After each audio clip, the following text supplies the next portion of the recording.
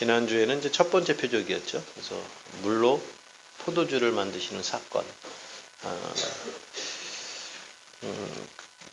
요한복음이 말하는 표적은 7가지를 얘기하고 있습니다. 지난주에 쭉 알려드렸죠. 그래서 가나에서 물로 포도주를 만드는 사건부터 죽은 나사로를 살리시는 사건까지 7표적을 얘기해요.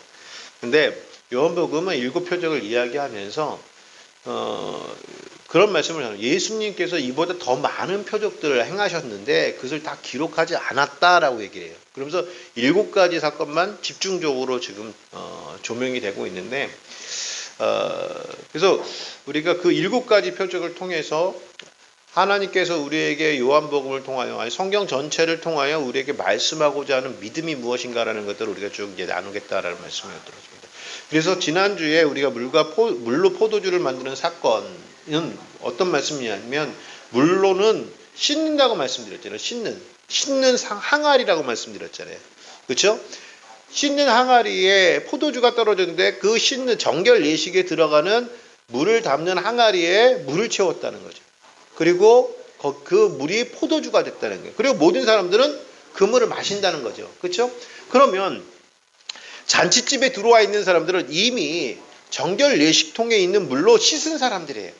그러니까 겉을 씻었단 말씀입니다. 겉을 씻었고, 그런데 이후로 그 집에 남아있는 사람들은 이후로 무엇을 마신다? 포도주를 마시잖아요. 어디에서 가져오는 포도주를 마시는 거죠? 정결 예식통 안에 있는 포도주를 마시는 거잖아요. 그 정결 예식통 안에 있다는 것은 씻는 것을 얘기하는 것이거든요. 그러니까 포도주는 마시는 포도주를 먹는 것이 아니라 무슨 포도주를 마시는 것이다? 씻는 포도주를 마시는 것이다. 그래서 가나 혼인잔치는, 천국은 누가 가느냐? 즉 천국이 어떤 곳이냐? 즉 다시 말해 행위적인 것을 다, 행위적인 죄를 씻은 사람들이 영적인 마음까지도 깨끗이 씻는 사람들이 모이는 곳이 바로 혼인잔치 천국이다라는 것이 지난주 설교였어요. 기억하세요? 다시 한번 제가 말씀드려요. 왜? 이게 굉장히 중요하기 때문에. 또 두 번째, 오늘 그리고 나서 첫 번째 표적을 봤는데, 오늘 두 번째 표적은 참 재밌습니다. 오늘 두 번째 표적은 뭐냐면 갈릴리 왕의 신하의 아들을 고쳐주시는, 아들의 병을 고쳐주시는 사건이에요. 여러분들도 이 사건 설교를 통하여 많이 들으시겠지만, 왕의 신하의 아들을 고쳐주시는 사건이, 말씀만 해도 믿으면 고쳐진다, 이런 말씀으로 아마 많이들 설교를 들으셨을 거예요. 조금 더 집중적으로 오늘 맞습니다. 하나님의 말씀, 예수님의 말씀은요, 우리에게 우리가 하지 못할 일들을 해 가시는 분 하나님이세요. 그러면 정말 그것으로 그쳐야 되는가? 그래서 오늘 말씀을 통해서 두 번째 표적의 말씀을 통해서 우리가 이 말씀이 우리에게 진짜 말씀하고 있는 것이 무엇이냐? 결론적으로 말씀드리면요, 누구의 삶의 표적이 일어나고 누가 진짜 표적의 주인공이 될 것인가라는 거예요. 근데 중요한 것은 표적이 집중적으로 조명되는 게 아니에요. 믿음의 생활은 그런 것 같아요. 저도 마찬가지로 기도하다 보면 제가 할 수 없는 일들을 하나님께서 하셨으면 좋겠다는 생각이 많이 들어요. 그래서 저는 그렇게 기도합니다. 제가 할 수 없는 일들은 하나님의 힘을 빌리고, 또 하나님께 아래서 그 무엇인가 내가 할 수 없는 일들을 하나님께서 하시는 그런 표적들이 우리 교회, 저 삶을 통하여, 또 우리 교회 성도들을 통하여 좀 나타냈으면 좋겠다라고 기도할 때가 참 많습니다. 그럼 맞습니다. 왜? 하나님 그렇게 해주시는 분이니까. 그런데 하나님 그냥 해주시는 건 아니라는 거예요. 그냥 해주시는 건 아니라는 거예요. 오늘 말씀에도 마찬가지로 예수님께서 왕의 신하의 아들의 병을 고쳐주세요. 근데 그냥 고쳐주시진 않았어요. 그래서 그 이야기를 집중으로 우리가 보면서 그 우리 삶 속의 표적이 언제 일어나며 어떤 믿음에서 일어나야 될 것인가, 일어나게 되는가라는 것을 오늘 우리 말씀을 통해서 보고자 합니다. 자, 이야기 내용은 이렇습니다. 예수님께서 갈릴리 가나에서 물로 포도주를 만드신 이후에 예루살렘으로 가셔요. 그렇죠? 예루살렘에서 이제 명절을 지키시기 위하여 예루살렘을 가셔가지고 명절을 지키시고 내려오십니다. 다시 갈릴리로 내려오십니다. 물론 예루살렘에서 있을 때에 일들이 많아요. 성전 정화 사건도 있고, 그렇죠? 니고데모와의 대화도 있고, 또 내려오시는 길에 사마리아 여인과의 이야기도 사실 2장, 3장, 4장 쭉 걸쳐서 나타나는 거예요. 근데요, 이 이야기들이 그냥 일관성 없이 기록이 되어 있냐? 그렇지 않아요. 이 이야기는 오늘 사실은 하나의 이야기 매겨가지고 쭉 오다가 결국 그 결론적으로 말씀하고 있는 것이 뭐냐면 왕의 신하의 아들을 고쳐주는 이 사건으로 이렇게 뭐라고 들을까요? 이게 귀합이 돼요. 그러니까 쭉 집중되어 있단 말씀이죠. 그 말씀이. 오늘 말씀해 보게 되면 근데 예수님께서 갈릴리로 오셨는데 왕의 신하의 아들을 그러니까 왕의 신하를 만나는 곳이 어딘 줄 아십니까? 갈릴리 가나예요. 이 갈릴리 가나. 그래서 오늘 본문에 보게 되면 46절의 말씀을 보게 되면 예수께서 다시 갈릴리 가나에 이르시니 전에 물로 포도주를 만드신 곳이라. 근데 여기에 왕의 신하가 있어 그의 아들이 가버나움에 병들었다. 가버나움에서 병들었더니 그가 예수께서 유대로부터 갈릴리로 오셨다는 그 말씀을 듣고 어떻게 해요? 찾아온 거예요. 그런데 여기 말씀에 가나라는 지역이 유독 예수님께서 계신 가나다라고 그리고 여기는 물로 포도주를 만드신 사건이 일어난 곳이다라고 성경을 왜 기록했을까? 그 사건이 굉장히 중요했다는 말씀입니다. 왜? 여기 오해가 있다는 거예요. 무슨 말씀이냐면 예수님 물로 포도주를 만드시면서 그 물로 포도주를 만드시는 사건들은 누구 때문에 일으키셨다고 말씀드렸죠? 제자들 때문에 일으켰다고 말씀드렸잖아요. 그렇죠? 제자들이 예수님을 메시아구나 라고 믿는 사건이 되었다는 말씀이잖아요. 근데 문제는 뭐냐면 다른 사람들이에요. 다른 사람들의 오해가 있었던 일이에요. 여러분, 구원이라는 하나님은 어떤 표적이든 어떤 일이든 다 우리에게선 구원과 연결해서 일으키십니다. 하나님께서 우리를 구원하시기 위해서 병도 고쳐주시는 것이고요. 하나님께서 우리를 구원하시기 위해서 사업도 잘 되시는 거고요. 하나님께서 우리를 구원하시기 위해서 하나님께서 우리가 할 수 없는 일들 그런 걸 보여주신단 말씀이에요. 그래서 구원 때문에 일으키시는데 많은 사람들이 여기서 알지 못했던 건 뭐냐면 예수님이 표적을 일으키시는 주인공이 됐다는 것이에요. 예수님은 표적을 일으키시는 분이야라는 거예요. 그러니까 구원과는 상관없이 표적적인 것만 집중적으로 조명을 하고 있었다는 말씀이죠. 그래서 예수님께서 다시 갈릴리로 오셨다는 얘기를 듣고 또 이 왕의 신하가 자기 아들 죽을 병에 걸린 왕의 신하가 자기 아들의 병을 고치기 위하여 그 표적이 필요하기 때문에 예수님께 나오는 그런 장면이라는 거예요. 여러분 여기 말씀해 보게 되면 그럼 왕의 신하가 왜 예수님을 찾아왔을까? 왕의 신하라고 하게 되면 그 당시엔 절대 권력을 가졌던 사람입니다. 근데 자기 아들이 병이 들었는데 어떻게 됐어요? 거의 죽게 되었대요. 왕의 신하면은 아마도 세상에서 유명한 의사들은 다 데려갔을 겁니다. 세상에서 잘 나간다는 의사들은 다 동원해서 자기 아들을 고치려고 했을 겁니다. 그걸 고쳐지지가 않은 거예요. 그러니까 할 수 없이 마지막 순간 마지막에 선택한 것이 뭐냐면 예수님을 찾아오는 거예요. 사실 오늘 말씀해 보고는 이 왕의 신하가 가버나움부터 가나까지 왔다고 그래요. 가버나움도요 갈릴리 지역이고요. 가나도 갈릴리 지역입니다. 근데 가버나움은 갈릴리 위쪽에 있고요. 가나는 갈릴리 남쪽에 있어요. 그러니까 사실 거리상으로는 그냥 한 40km에서 50km 정도 되지 않을까? 그런 생각을 가져요. 아무튼 같은 갈릴리 지역이지만 그 거리는 상당히 먼 거리라는 말씀이죠. 근데 왜 왕의 신하가 이 갈릴리 가나까지 자기 가버나움에서 가나까지 그 당시에는 교통편이 차가 없었잖아요. 다 걸어오는 거잖아요. 걸어서 그런 여행을 하게 되었을까? 또 여러분들 아들이 죽게 되었다는 것은 뭐예요? 언제 죽을지 모르잖아요. 언제 마지막이 될지 모르는 거 아닙니까? 그러니까 사실은 아들이 죽게 된 사람은 그 자리를 떠날 수가 없어요. 그러니까 이 왕의 신하의 입장에서는 자기 죽어가는 아들을 두고 자기가 하루 이상 걸어서 예수님을 만나고 그분 만나서 다시 예수님 데리고 자기 고향 가버나움까지 가는 그 이틀 정도 걸리는 시간 아니면 3일 걸리는 시간이요. 이 사람한테는 굉장히 큰 모험인 거예요. 그런데도 불구하고 예수님은 찾아오게 된 건 뭐냐면 예수님께서는 못하신 일이었고 하나님의 귀한 일들을 감당하고 그런 분이야라고 믿었기 때문에 가버나움에서 가나까지 올 수 있었던 겁니다. 또 그런 믿음이 생겼다는 것은 뭡니까? 가나에서 물로 포도주를 만들었다는 능력이 있다는 이야기를 들은 거예요. 사랑하는 성도 여러분, 근데 참 여기 오늘 이야기를 보게 되면 참 재미있는 이야기가 있습니다. 뭐냐면 왕의 신하가 와가지고 예수님을 만나요. 만나서 뭐라고 얘기하냐면 우리 아들 좀 고쳐달라고 그래요. 빨리 내려가서 우리 아들 좀 고쳐주십시오. 빨리 내려오셔서 우리 아들 좀 고쳐주십시오. 라고 했더니 예수님께서 이상한 말씀하세요. 48절에 보게 되면 예수께서 이르시되 너희는 표적과 기사를 보지 못하면 도무지 믿지 아니하니라.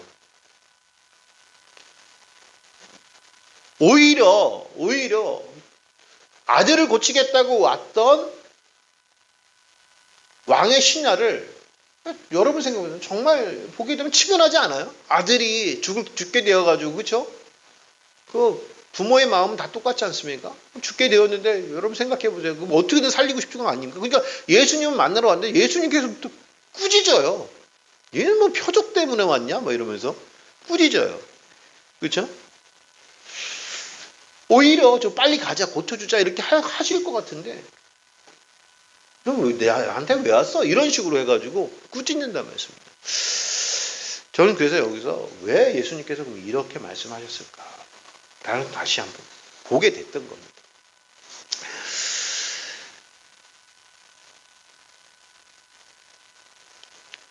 성경 말씀을 보게 되면 가나의 혼인잔치 즉 물로 포도주를 만드신 사건 이후에 기술되어 있는 내용들을 보게 되면 첫 번째는 성전 정화 사건이 있어요. 예수님께서 예루살렘 가셔서 예루살렘 성전을 갔더니 거기에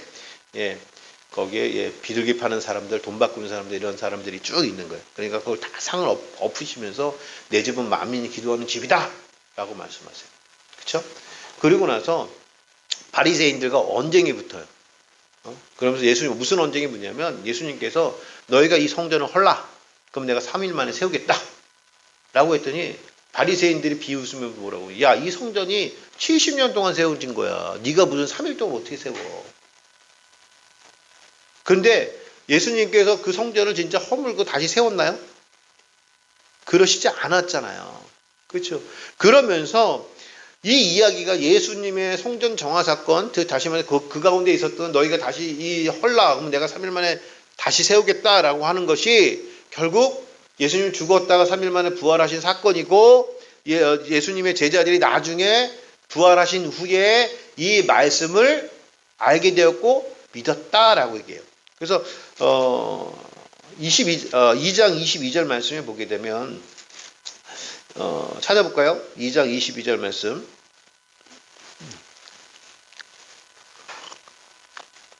요한복음 2장 22절 말씀 같이 볼게요. 시작. 죽은 자 가운데서 살아나신 후에 제자들이 이 말씀하신 것을 기억하고 성경과 예수께서 하신 말씀을 믿었더라. 여기 말씀에 보게 되면 이 이야기가 예수님께서 성전을 허물면 기적처럼 3일 동안 지신 그 사건이 아니라는 거죠. 예수님께서 말씀하셨던 그 말씀은 뭐냐? 진짜 예수님께서요 그 성전을 허무시면 3일 동안 만드셨을 거예요. 그렇죠? 하나님의. 그런데 그것이 그렇게 이루어지지 않았지만 나중에 이 말씀을 예수님께서 이 성전은 예수님이 죽으시고 3일 만에 부활하신다는 사건의 이야기였구나라는 것을 믿었다는 거죠. 그 믿었는데 무엇을 믿었다는 거예요? 성경을 믿었다는 거죠. 성경. 그리고 예수님이 하신 말씀을 믿었더라는 거예요.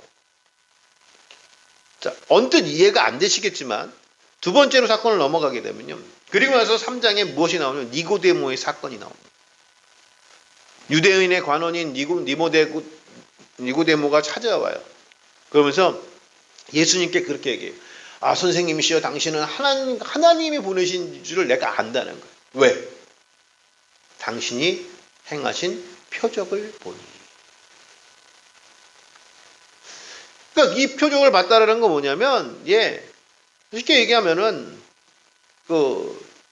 그 23절 말씀에 2장 23절에 무슨 6월절에 예수께서 예루살렘에 계신 많은 사람이 그의 행하시는 표적을 보고, 그러니까 기록은 성경에 기록은 되어 있지 않지만 예수님께서 6월절 때문에 예루살렘에 가셨을 때 거기서도 표적을 일으키셨다고. 가나 혼인잔치 같은 표적을 일으켰어요.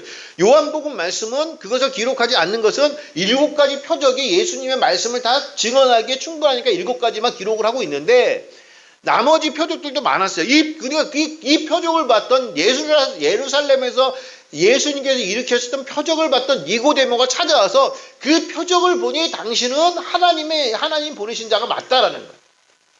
그럼 여기서 예수님께서 말씀하신 게 뭐냐면, 니고데모와 대화를 이제 끌어가십니다. 쭉 끌어가시면서 결과가 뭐냐면, 결과가 21절이에요. 3장 21절, 진리를 따르는 자는 빛으로 오나니 이는 그 행위가 하나님 안에 행한 것을 나타내려 함이니라. 이 말씀은 무슨 말씀이냐면, 야, 표적 보여주지 않아도 말씀이면 돼. 너는 표적을 보고 믿어? 아니야, 하나님 말씀을 믿는 자가 진짜 하나님 뜻대로 사는 자들이야. 예수님께서 이 말씀하시는 거예요.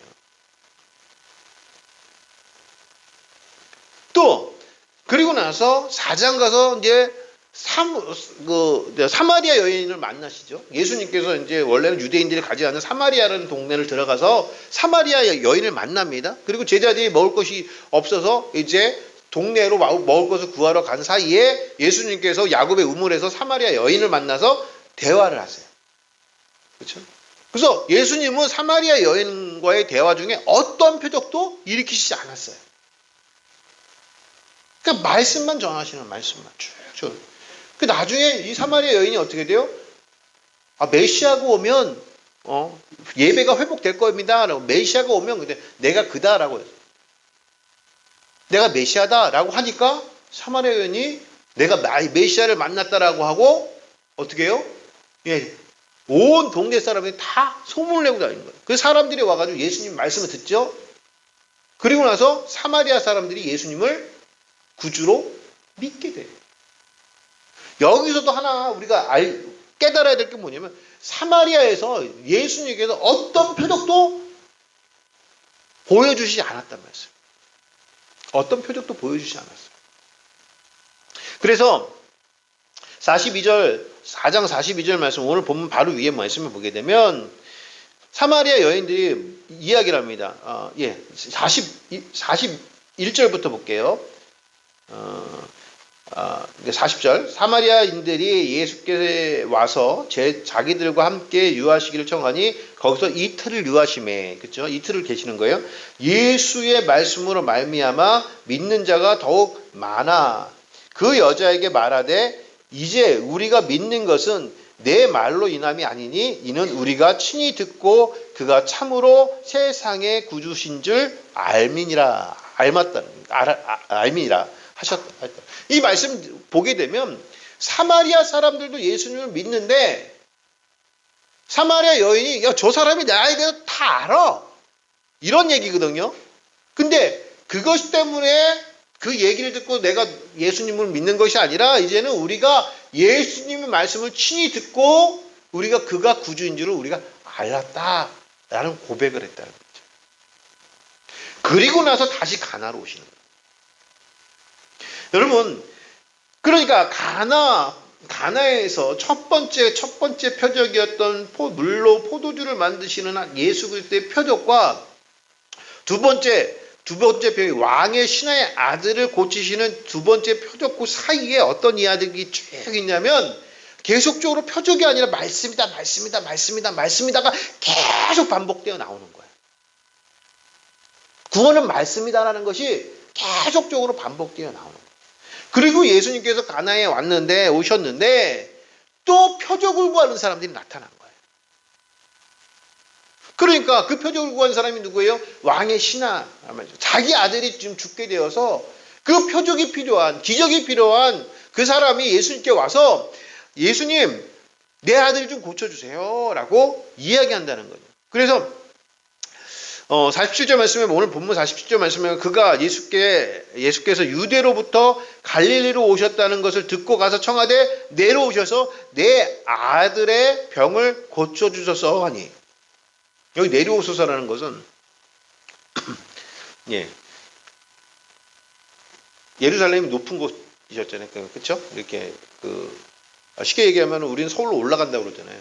서울로 올라간다. 서울에서 인천으로 내려온다라고 얘기해요. 그런 의미를 가지고 있는 거예요. 가나와 가버나움이. 그러니까 내려오셔서라는 것이 이 가나가 산중에 있는 그런 동네가 아니라 올라갔다 내려갔다 그런 뜻을 가지고 내려오셔서 내 아들의 병을 고쳐주소서라고 하니까 예수님께서 그때 꾸짖으시는 거예요. 뭐라고? 너희가 표적을 보지 않고 어떻게 믿지를 못하느냐.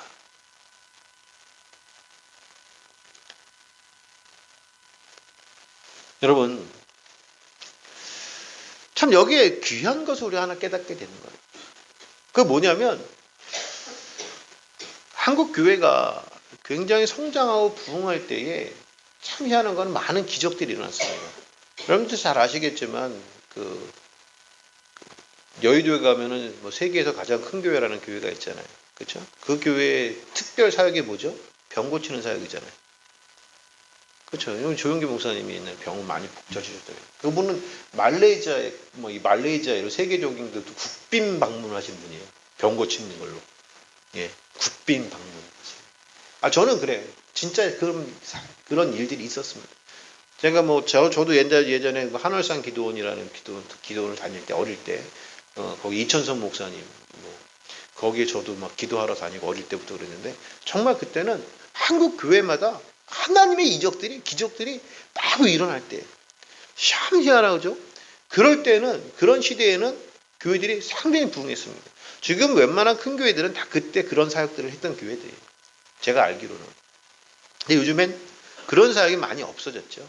그렇죠? 많이 없어졌습니다. 지금은 사실은 예수님께서 첫 번째 가나 혼인잔치의 표적을 보여주셨다면 지금은 한국 땅에 있는 교회들은 말씀 사역에 집중하는 때. 말씀 사역. 그래서 말씀이 이렇게 부각이 되어지고 그래서 제가 이렇게 보면 성경을 참 많이 읽으시는 목사님들이 많이 생겨나는 것 같아요. 아무튼 근데 예수님께서 이렇게 가버나움부터 시작해서 아들을 병을 고치겠다고 해서 찾아오는 왕의 신하를 꾸짖으세요. 또 여러분 왕의 신하가 찾아와서 혼자 오진 않았겠죠. 그리고 예수님이 오셨다 하니까 많은 사람들이 있었을 겁니다. 근데 그때 왕의 신하에게 너희는 이라는 단어를 쓰는 걸 봐서는 그 주위에 왕의 신하만 있었던 건 아니에요.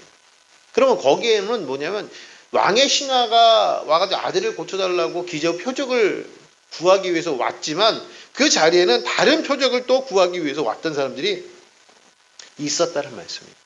그러니까 거기서 예수님께서 너희는 이라는 단어를 쓰시면서 표적과 기사를 보지 못하면 도저히 믿지 아니하니라. 사랑하는 성도 여러분, 여기 우리 믿음을 한번 체크해 볼 시간입니다. 혹시나 저나 여러분들이 혹시 오늘도 예수님의 표적을 구하고 있는 건 아니에요. 물론 제가 조금 이따가 결론적으로 말씀드리겠지만 예수님의 표적이 없다는 건 아닙니다. 분명히 있어요. 근데 그게 어떤 자들에게 일어나는가라는 것은 굉장히 중요한 거예요.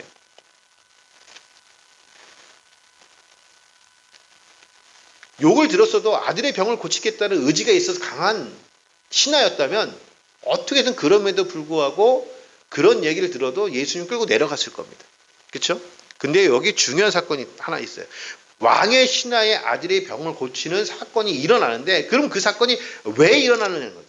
왜 일어나느냐. 그래서 49절이 굉장히 중요해요. 예수님께서 그렇게 책망하시잖아요. 너희가 도무지 표적과 기사를 보지 않으면 왜 믿지 못하느냐라고 말씀하시면서 근데 거기 또 신하가 얘기해요.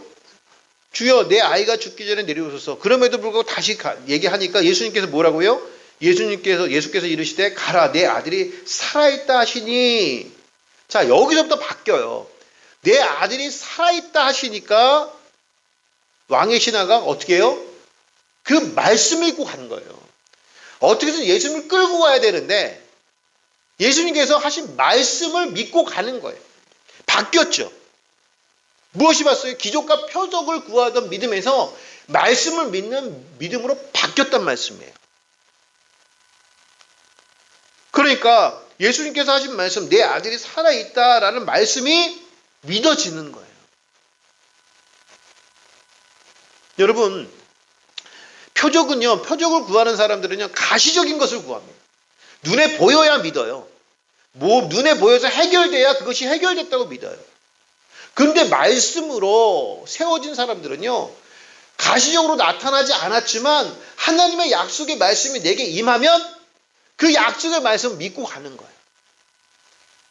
이 믿음의 차이가 있다는 말씀이에요. 이 믿음이 나쁘고 이 믿음이 좋다는 것이 아니라, 여러분, 우리가 예수님의 기적을 구하지 않는 것이 아니라 세상 사람들과 우리와의 차이는 무엇이냐면, 표적을 구하는 사람들과 말씀을 믿는 사람들의 차이는 무엇이냐면, 표적을 구하는 이들은 내 눈앞에 그 현실이 펼쳐져야 드디어 하나님은 살아계시고 예수님은 나와 함께 하셔라고 믿게 되어진다는 거죠. 그런데 말씀으로 무장된 사람들은, 말씀을 믿는 사람들은 내 가시적으로 그런 상황들이 펼쳐지지 않았음에도 불구하고 하나님은 나와 함께 하시니까 나를 보호하실 거야. 나를 인도하실 거야. 예수님은 그렇게 말씀해 주셨어. 라는 믿음으로 나아간다는 말씀이죠.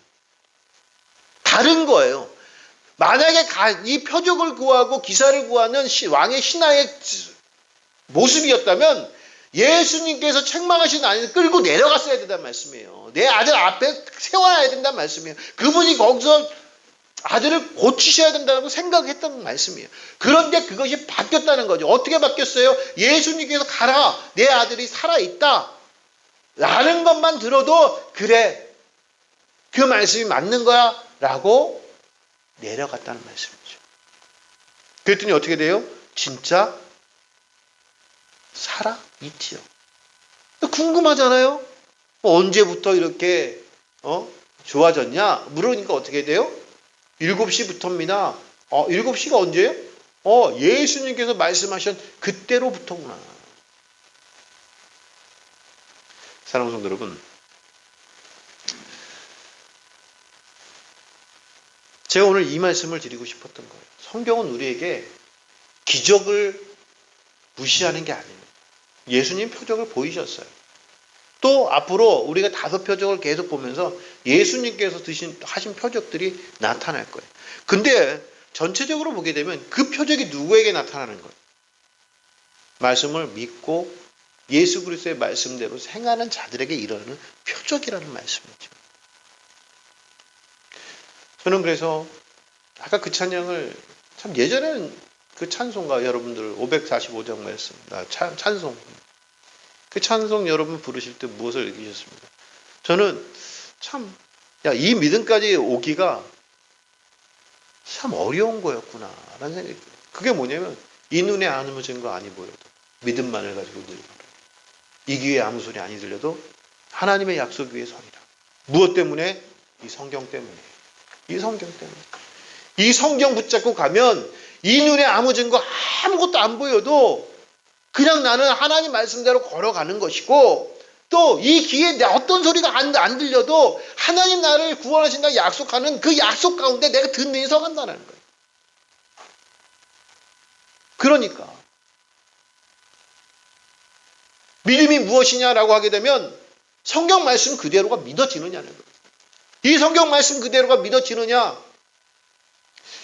요즘 들어와가지고 이 성경 말씀을 과학적으로 해서 이 성경이 비과학적이라고 하시는 말씀, 그런 분들이 계셔요. 이거 과학이 맞지도 않는 거야. 제가 그분들한테 말씀드립니다. 성경이 과학적인 것이 아니라 당신들이 비성경적인 거예요.